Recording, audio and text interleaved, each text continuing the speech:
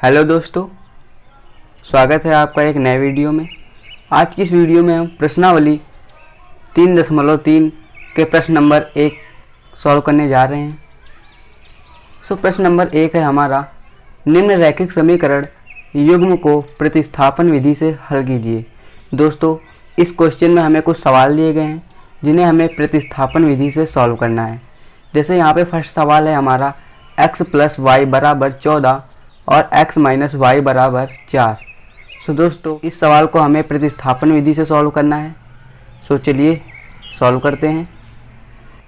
दोस्तों, यहाँ पे जो हमें दिया गया सवाल x + y = 14 और x - y = 4। दोस्तों, ये हमारी है पहली समीकरण और ये है हमारी दूसरी समीकरण।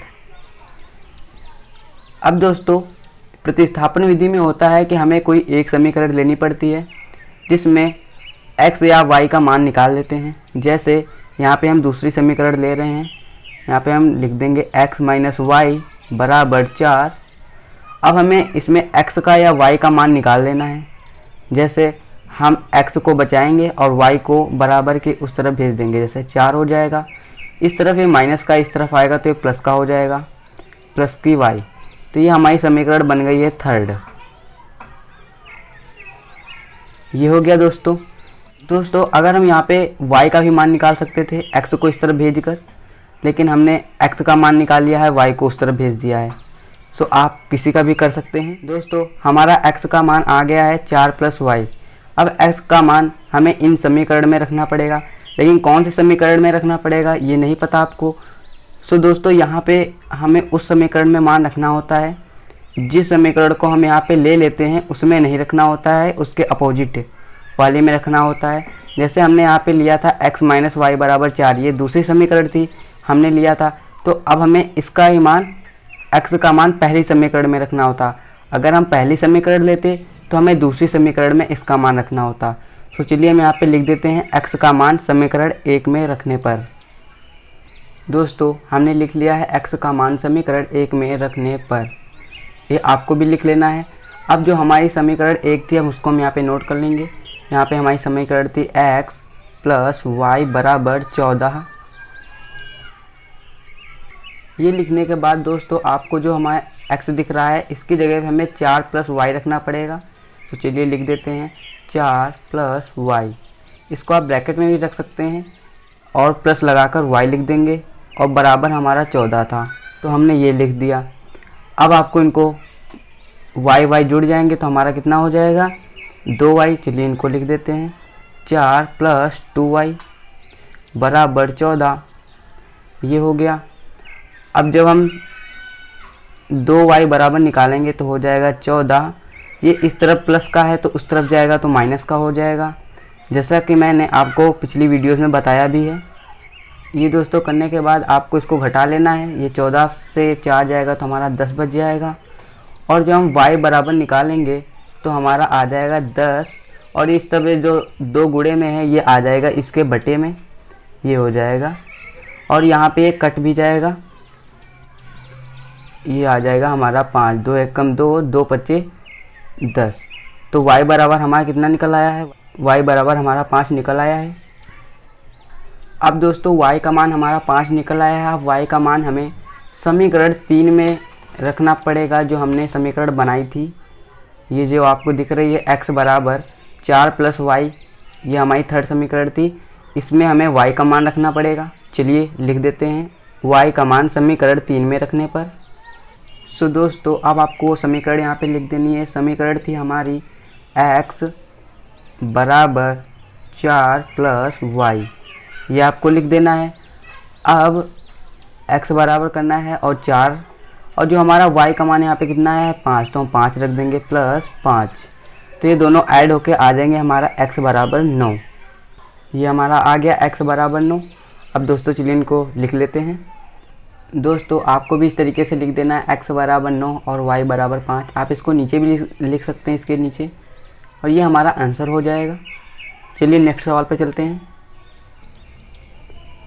दोस्तों, सेकंड सवाल है हमारा s - t = 3 और s/3 + t/2 = 6।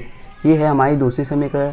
दोस्तों ये समीकरण हमारी एकदम सही बनी हुई है, लेकिन s/3 प्लस t/2 बराबर 6, इस समीकरण को हमें थोड़ा सा सरल कर लेना है। सरल कैसे करेंगे, हम इनका तिर्यक गुणा करा देंगे।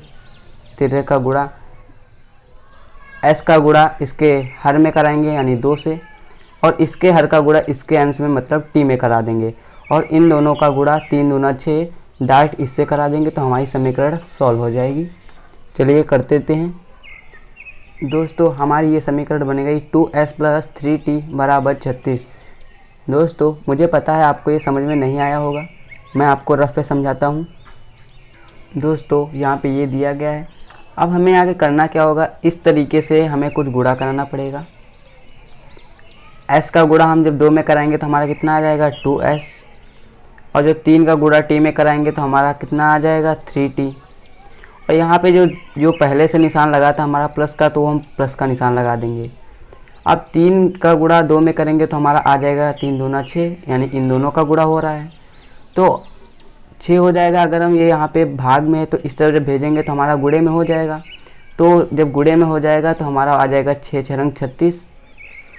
तो यहाँ से वो दोनों चीज़ें हट गई, यहाँ पे चली गई, तो ये हो जाएगा इसका गुणा।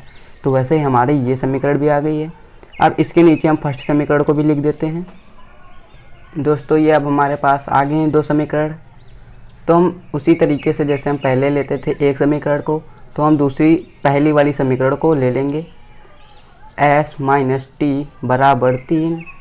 जब हम s बराबर निकालेंगे तो 3 ये इस तरफ माइनस का है तो इस तरफ जाएगा तो प्लस का हो जाएगा t, ये हो जाएगा 3 + t।